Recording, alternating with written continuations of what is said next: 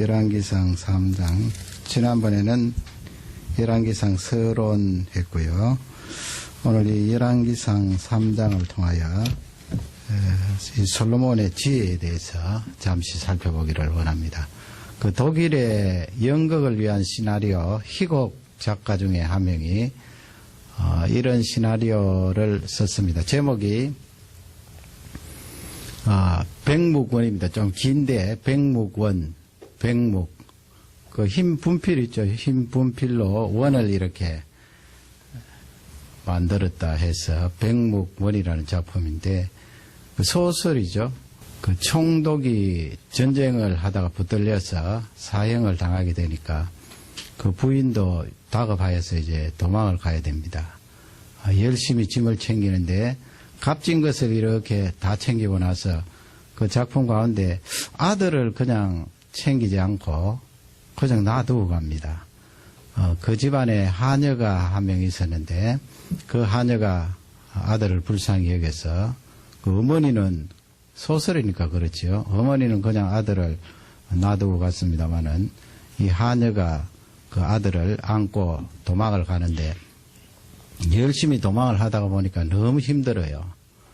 잡힐 것 같기도 하고. 그래서 그 아이를 집에 남겨놓고 다른 집안에 남겨놓고 떠나게 되는데 한참 가다가 생각하니까 너무 그 아이가 불쌍한 거예요.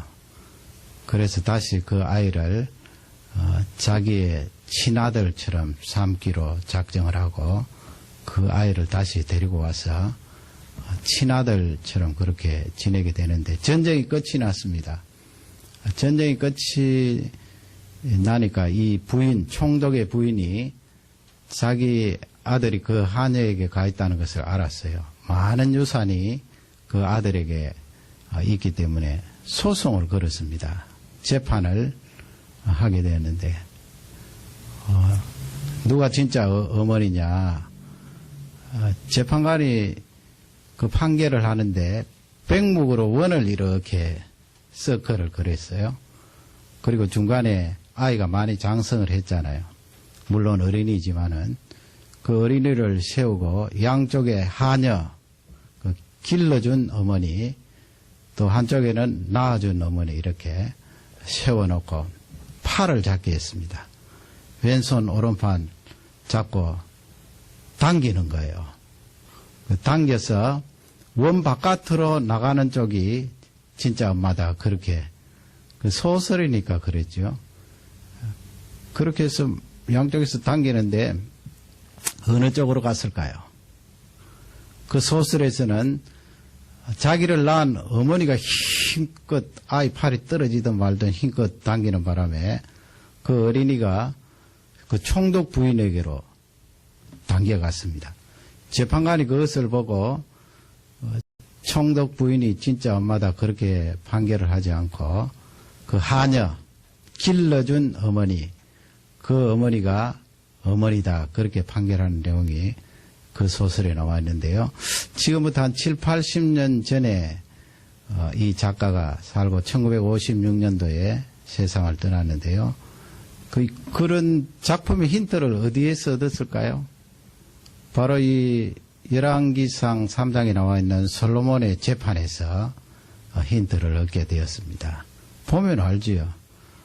솔로몬이 지혜를 가지고 재판을 하는데 두 여인이 서로 내가 진짜 엄마다 그렇게 싸우고 있을 때 칼로 반 나누어서 반반 나누어 주도록 해라 하니까 진짜 어머니가 소설이니까 그 작품 속에서는 그렇게 표현을 했습니다만은 진짜 어머니라면 아이를 죽도록 버려두지 않겠지요.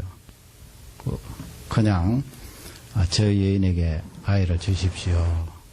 나에게 중요한 것은 그 아이가 살아있는 것입니다. 그렇게 해서 솔로몬의 그 판결로 말미암아 진짜 엄마를 찾게 되고 그 어린 아기가 어머니 품으로 가서 잘 살았겠지요. 그런 유명한 지혜로운 재판, 믿지 않는 사람도 솔로몬의 이 재판에 대해서는 다 잘 알고 있습니다. 구약 성경에 솔로몬 하면 믿지 않는 사람도 모르는 사람이 별로 없을 거예요.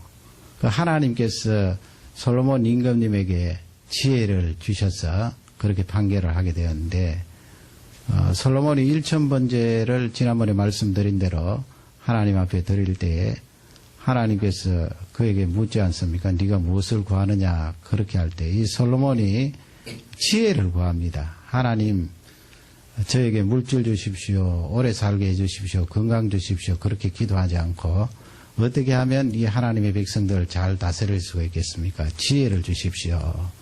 그렇게 기도할 때 오늘 3장 11절 12절 하나님께서 그렇게 마음에 흡족하셔서 솔로몬의 그 기도 요청에 대한 그 마음을 참 값지게 보시고 하나님 마음에 꼭 들었던 거지요.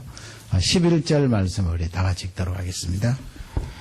이에 하나님이 저에게 이르시되 내가 이것을 구하도다. 자기를 위하여 수도 구하지 아니하며 부도 구하지 아니하며 자기의 원수의 생명을 멸하기도 구하지 아니하고 오직 송사를 듣고 분별하는 지혜를 구하였은즉. 솔로몬이 하나님의 백성들을 어떻게 하면 지혜롭게 잘 다스릴 수가 있겠습니까? 이 백성들을 잘 다스릴 수 있는 지혜를 주십시오. 그렇게 구했을 때 하나님께서 그것을 귀하게 보신 거예요. 네가 어떻게 해서 부귀와 영화도 구하지 않고 또 수도 구하지 않고 건강도 구하지 않고 지혜를 구하느냐. 하나님 기뻐하시고 12절 보세요. 다 같이 읽겠습니다. 내가 내 말대로 하여 내게 지혜롭고 총명한 마음을 주노니 너희 전에 너와 같은 자가 없을 거니와 너희 후에도 너와 같은 자가 일어남이 없으리라. 하나님께서 지혜를 그에게 쏟아부어 주셔서 참 지혜로운 왕, 유사 이래로 이렇게 지혜를 얻은 왕이 다시는 없었겠지요. 그렇게 아름다운 지혜를 하나님께로부터 받았는데, 그러면 솔로몬이 이 여인들을 향한 이 재판이 우리에게 주는 메시지가 있지요. 우리가 흥미 위주로 솔로몬이 그렇게 지혜롭게 재판했다, 거기서 끝나는 것이 아니고 하나님께서 그에게 지혜를 주셔서 그 지혜를 가지고 재판한 것이거든요. 그러기에 이 재판을 보면서 하나님께서 우리에게 지혜를 주시면 어떤 일이 일어나는가, 그 부분에 대해서 잘 알 수가 있습니다. 두 가지 정도로 내가 우리도 다 하나님께로부터 지혜를 받았지요. 그러기에 이 세상에 믿음을 가지고 살아가는데, 이런 지혜로운 방법을 내가 사용하는 거 보면 하나님께서 나에게 지혜를 주셨구나 하는 것을 알아볼 수가 있습니다. 이 여인들의 재판을 통하여 솔로몬이 가지고 있는 하나님께로부터 받은 그 지혜의 내용이 무엇인가? 첫째는 작고 사소한 일도 놓치지 않고 신중하게 보는 것입니다. 물론 여러분, 우리가 이 세상에 살아갈 때 사소한 일에 목숨 걸지 마라 하는 그런 책도 있지요. 사소한 일에 우리가 목숨을 걸고 그 가지고 끝까지 나아가다가 큰 실패를 겪는 그런 경우가 있지 않습니까? 내 시간도 낭비하고 에너지도 낭비하고 그렇게 될 수가 있는데, 그런 경우는 사소한 일은 그냥 지나치고 생략하고 건너뛰는 것이 중요하겠지요. 뭐 예를 들면은 내가 누구와 비교해서 저 사람보다 열등하니까 내가 견딜 수 없다. 그건 사실은 하나님 앞에 사소한 거예요. 또 다른 사람이 저렇게 살아가고 있으니 나도 저 사람을 따라가야 하리라. 그리고 견디지를 못하는 거예요.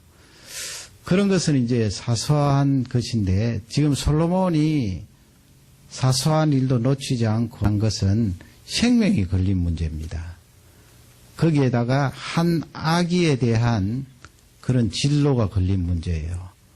그러나 여러분, 그때 당시 상황으로 봐서는 지금 그냥 건너뛸 수 있는 그런 상황이에요. 지금 16절, 17절 말씀에 보면 그 재판에 대한 배경이 나오는데, 16절 두 어머니가 어떤 신분인지 성경은 말씀을 하고 있습니다. 16절을 한번 보시기 바랍니다. 다 같이 읽겠습니다. 때 창기 두 계집이 왕에게 와서 그 앞에 서며. 지금 그 어머니 둘이 누구라고 되어 있습니까? 신분이. 창기라고 그렇게 되어 있습니다. 예수님 당시에 유대 사람들이 이 창기와 세리들을 얼마나 업신여기고 실제 그들을 향해서 너희들은 죄인이다 그렇게 지목을 했지요. 정죄를 하고요. 그도 그럴 듯이 모세의 율법에 이 창기는 정죄를 하고 하나님께서 아주 싫어하는 그런 존재로 언급이 되어 있습니다. 지금 솔로몬 시대의 생각을 해보세요. 예수님 시대보다 약 1000년 더 오래된 시기인데 이스라엘 백성들이 창기에 대한 그 시선이 어떠했을까요? 그리고 현장에서 발견되면은 바로 돌에 맞아 죽는 거예요. 지금 성경은 그것을 우리에게 알려주고 있는데 그 두 어머니가 신분이 창기라고 기록을 하고 있습니다. 그러면 임금님이 이 재판을 진행하지 않아도 되는 것입니다. 그리고 이 재판 자체가 내가 이 아이를 맞지 않겠다는 주장이 아니에요. 내가 이 아이를 맞겠다는 주장이에요. 그러니 이 아이는 어떻게 보면 누가 차지하든 어머니가 있는 거예요. 그리고 성장을 할 수가 있는 것입니다. 그러므로 임금님이 이 재판을 감당하지 않아도 됩니다. 그러나 솔로몬은 그것을 놓치지 않았어요. 하나의 그 아기, 그 생명을 귀하게 보았습니다. 그리고 그 아기는 진짜 어머니로부터 양육을 받고 자라야 한다는 그것을 놓치지 않았던 것입니다. 임금님으로 보면 아주 사소한 일일 수 있어요. 그냥 저 재판은 다른 장로들이 맡아서 해라 할 수도 있는 거예요. 그러나 솔로몬은 그 작고 하자는 일임에도 불구하고 그 재판을 주재하는 것을 볼 수가 있습니다. 17절 말씀 우리 다 같이 읽겠습니다. 한 계집은 말하되 내 주여 나와 이 계집이 한 집에서 사는데 내가 저와 함께 집에 있으며 아이를 낳았더니. 솔로몬이 그 사연을 다 듣고 있는 내용이 나와 있습니다. 여러분 이 세상의 임금님 같으면 이렇게 창기가 아이 하나를 놓고 내 아이다 그럴 때 어느 임금님이 그것을 재판하겠습니까? 뭐 임금님 하루 종일 그냥 가만히 노는 것도 아니고 이 재판 건수가요 굉장한 거예요. 전국에서 다 몰려오는데 그런 것까지 다 재판하다가는 시간을 감당할 수가 없고요. 외국에 들어오는 사실이라든지 왕궁의 신하들과 해야 될 여러 가지 일이 많음에도 불구하고 솔로몬 임금님은 그 재판을 실제적으로 주재를 했던 것입니다. 왜 그렇게 했습니까? 그의 지혜의 출처가 하나님께로부터 말미암았기 때문에 솔로몬은 그 일을 재판했던 것입니다. 그러므로 우리에게도 이렇게 작은 일이지만은 생명과 연관되어 있고 사람 살리고 그 어떤 한 사람의 인생과 연관되어 있다면 아무리 내가 판단하기에 작은 일이라도 그 일에 대해서 관심을 가지고 시간을 투자한다 하는 것을 알 수가 있습니다. 여러분 우리가 신앙생활 하다가 세상 사람들이 바라볼 때는 어리석기 짝이 없는데 시간을 집중할 때가 있습니다. 그러나 하나님께서 나에게 지혜를 주셔서 생명과 연관되는 그 일이라면 사람과 연관되는 일이라면 작은 일이라도 감당할 때 그것은 하나님이 주신 지혜로 말미암아 그 일을 감당하는 것이다 하는 것을 잘 알 수가 있습니다. 그러면 어떻게 해서 이 솔로몬이 하나님께로부터 받은 그 지혜를 가지고 작은 일에도 놓치지 않고 이렇게 재판을 주재했는데 그의 전체적인 중심 속에는 무엇이 있었습니까? 하나님의 은혜로 말미암아 내가 이 자리에 있다 하는 그 중심이 있었습니다. 그것이 바로 지혜입니다. 지혜가 뭐 어떤 상황을 보고 이 솔로몬처럼 지금 재판을 잘해내고 내가 어떤 상황에 대처하는 능력이 기가 막히고 그것도 지혜일 수 있지만은 지혜의 뿌리요 근본이 되는 것은 내 인생에 나에게 베풀어 주신 하나님의 은혜가 이렇게 놀랍구나 하는 것을 간직하고 있는 것이 지혜예요. 그러니 시편 저자는 어리석은 자는 이르기를 뭐라고 말합니까? 하나님이 없다 말하지요. 하나님이 없다. 하나님이 없다 말하면 하나님께서 나에게 은혜를 베풀어 주셨다 하는 그것이 없는 것입니다. 솔로몬은 내가 이렇게 임금님이 되고 하나님 앞에 이 어린 소자에게도 재판을 감당할 수 있게 된 것은 모든 여건이 하나님의 은혜로 말미암았다 하는 것을 철저히 간직하고 있는 사람이에요. 이 솔로몬이 하나님의 은혜로 말미암아 지혜를 받았다 하는 것을 3장 뒷부분에 가면 그대로 기록을 하고 있는데 이스라엘 백성들이 얼마나 잘 살았는가, 솔로몬의 지혜가 얼마나 뛰어났는가 하는 것을 쭉 기록하고 있습니다. 다 읽을 수는 없고요. 25절을 보세요. 우리 25절을 다 같이 읽겠습니다. 왕이 이르되 산 아들을 둘에 나눠 반은 이에게 주고 반은 저에게 주라. 그 다음에 30절 읽겠습니다. 30절입니다.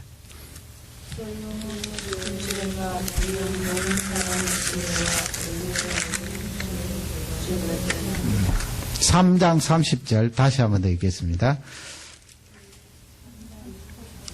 없어요. 4장 30절입니다. 4장 30절. 솔로몬의 지혜가 동양 모든 사람의 지혜와 애굽의 모든 지혜보다 뛰어난지라.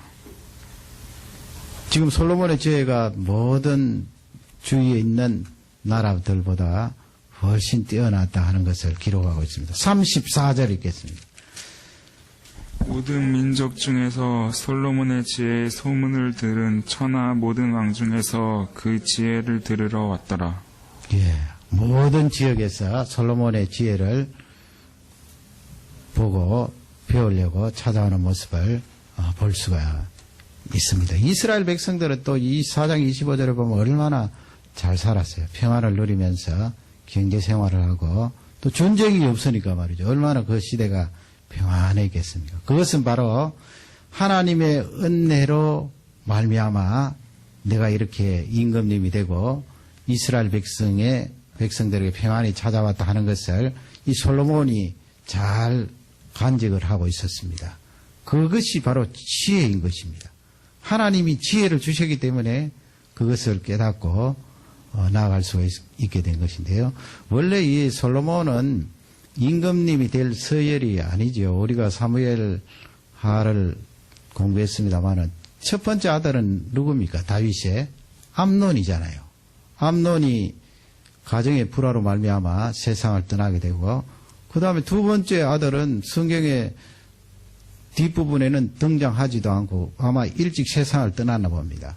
세 번째 아들은 압살롬인데 반역을 일으키다가 세상을 떠나게 되고 그 다음에 아도니아라는 아들이 있는데 열왕기상 앞부분에 보면 그가 임금님이 되었다고 외칠 때 하나님께서 그를 뽑지 않으시고 이 솔로몬을 이스라엘의 3대 임금으로 뽑았습니다.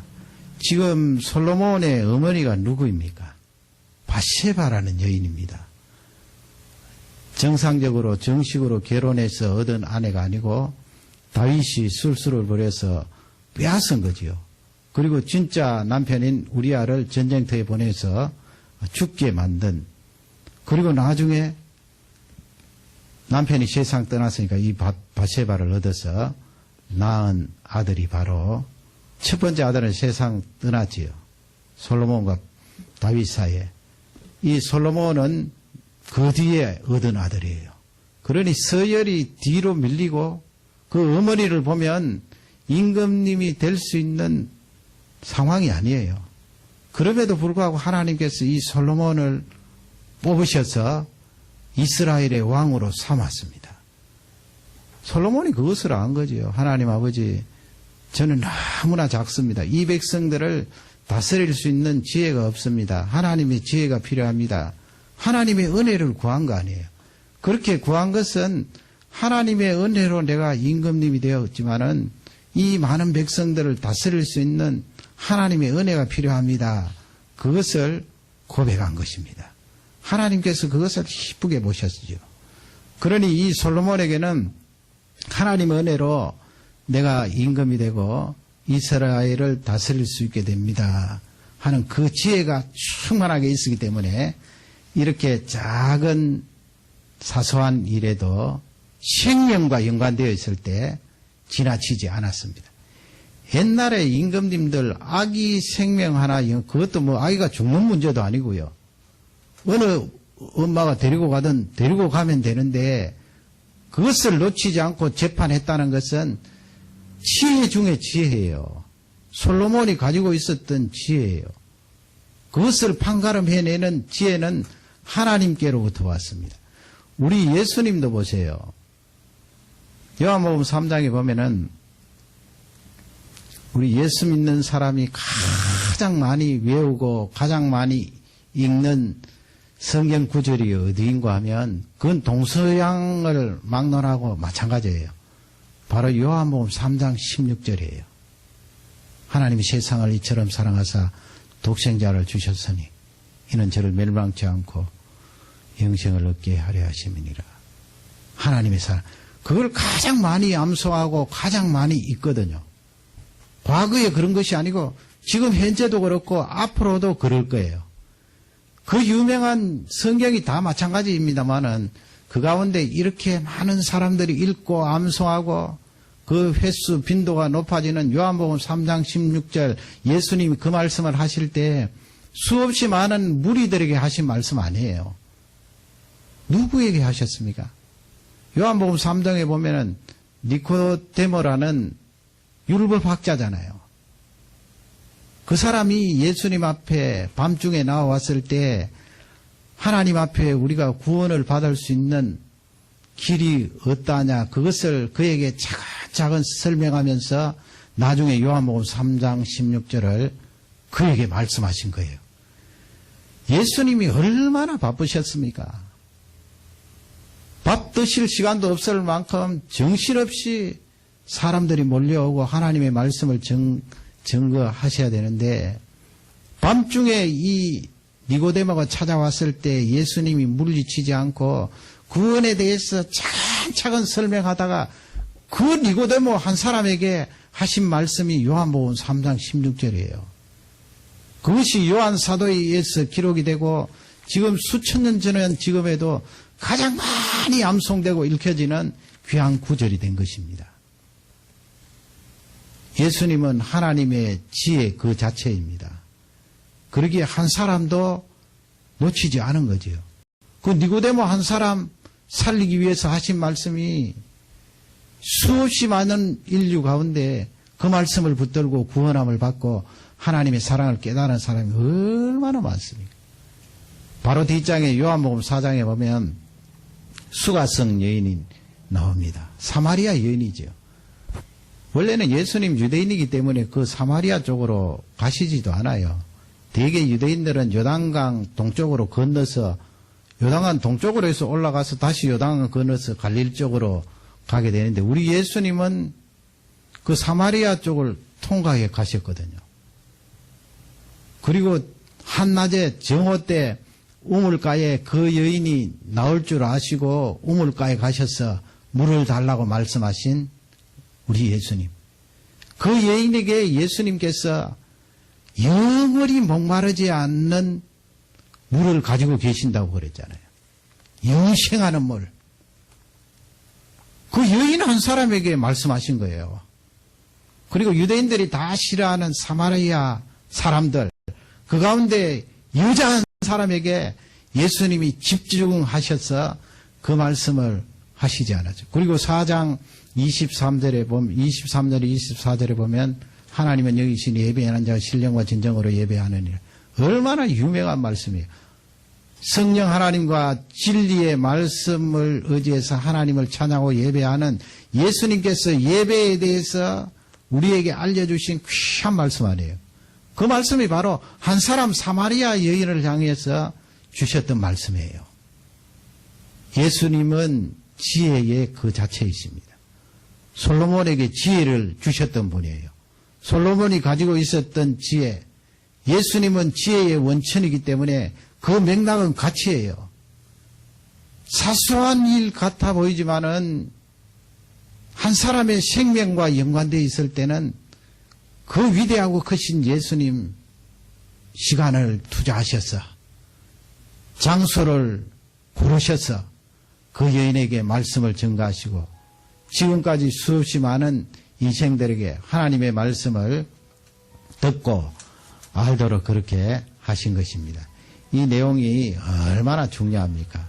솔로몬의 지혜, 그 지혜는 하나님께서 허락하신 것입니다. 하나님이 허락하셔서 그 재판을 감당하게 하고 그 어린 아기가 진짜 어머니를 찾을 수 있도록 은혜를 베푼 거예요. 하나님이 그렇게 하셨습니다. 그러므로 여러분 결론적으로 생각해 보시기 바랍니다. 솔로몬에게 있었던 그 지혜는 하나님의 마음을 담고 있습니다. 예수님이 사마리아 여인을 만나신 것 하나님의 마음을 담고 있는 거죠. 하나님의 사랑 그것을 담고 있습니다. 오늘 이 솔로몬의 지혜를 통하여 하나님 아버지 나에게도 이와 같은 지혜를 주십시오. 아무리 작고 하찮은 것이라고 하지만은 사람과 연관되어 있을 때 그 일에 집중하고 그 사람을 살리려고 하는 그런 지혜. 내가 하나님께로부터 은혜를 받았기 때문에 하나님의 은혜가 아니면 내가 설 수 없기 때문에 그것을 감당하고 또 그 지혜로 말미암아 사람을 살리는 데 쓰임을 받는 줄 확신합니다. 오늘 이 말씀이 기도의 제목이 되시기를 바랍니다.